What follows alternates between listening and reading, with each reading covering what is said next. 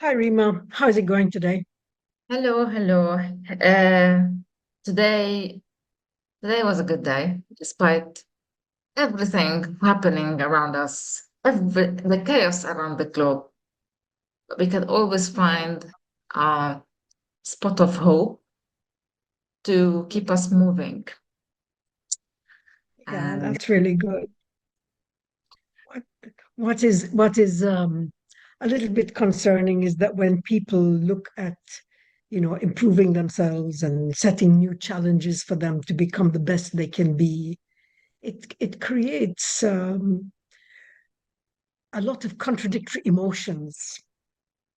And this is something that we probably need to or should share with people that it's not a journey that's going to be, a wonderful, smooth ride. That there are challenges in it.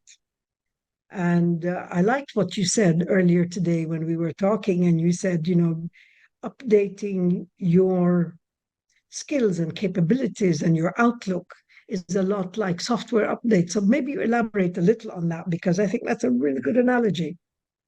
yes, actually, when we want to use an app, any app on our phone, for example, it says requires update, install updates. Otherwise, if you don't install updates, you will no longer be able to use it, and this app becomes obsolete. And the same case happens on our laptops. We need to update the operating system on our laptops. So if those systems and applications require updates, our capabilities and behaviors and thoughts and feelings do require updates. And in the meantime, in the process of updating your application or your operating system on your computer or laptop, you wait until the system finishes updates. And I think we need to give ourselves some time, during that updating phase while we assimilate then our belief system while we're changing positively or receiving a new set of thoughts and beliefs.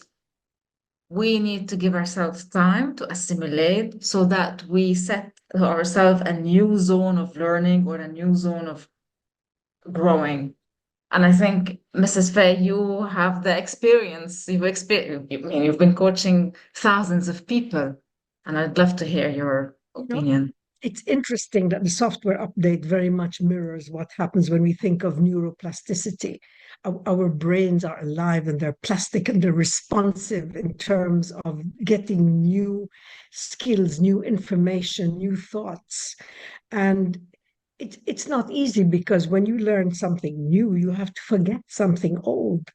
And that space between learning and forgetting is when you feel like you know nothing. You sometimes, even if you are an expert in a field, you experience moments when you feel, I'm blank. I don't know anything. What am I going to say?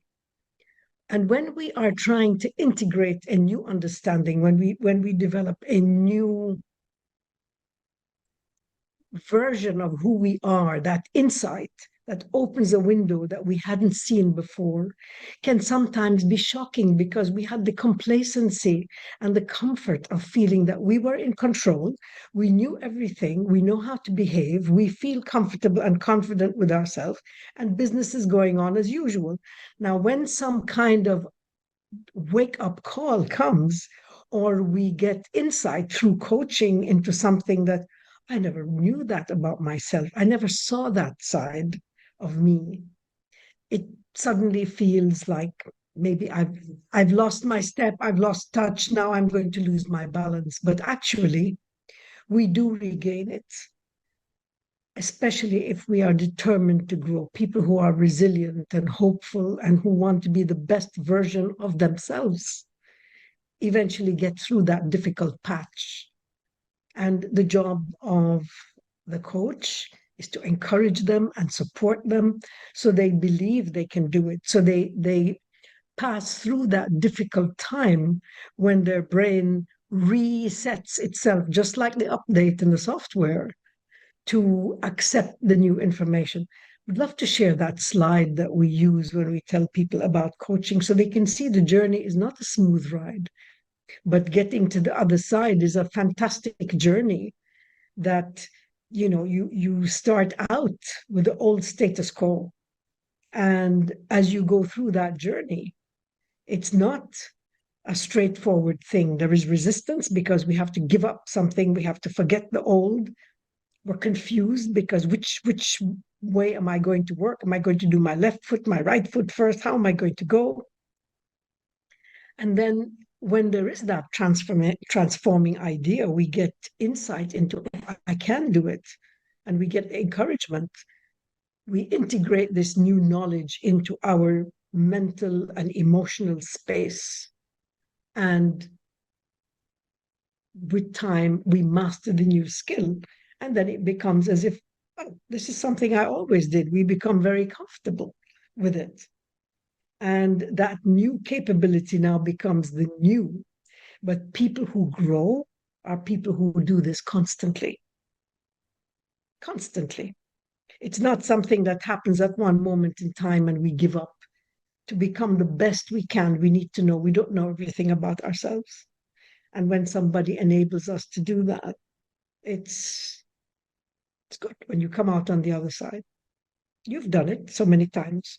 Of course, and it's so unfair to feel to beat ourselves up during that coaching phase when we're at the chaos and resistance and we don't know what we do, because the conclusion that we may jump into is that, oh my God, we're stupid. Oh my God, I'm stupid. Oh my God, I don't know. I know nothing. And we always say, and then the other conclusion we said, oh, the coach doesn't know who I am. The coach doesn't know the life I'm living. And so, do we resent ourselves? Do we resent the coach, or we resent both? And and then I wrote something about that called If I Have a Blind Spot, Am I Stupid? It'd be good to just share that link for people to take a look at it. I will share the link in the description of this video. And I think at the end of this article, you'd say, actually, people who go through this change are intelligent, and it requires IQ, good IQ, to go through this phase of change to achieve a new status, as you described in the previous slide you showed. Otherwise, your software, your own software, your intellectual software becomes obsolete if you don't update yourself in the same way that software is updated. This is the recipe of how to gain a new position in the marketplace, or how to lose yourself in the marketplace and become obsolete. In other words, how you retire your brain so early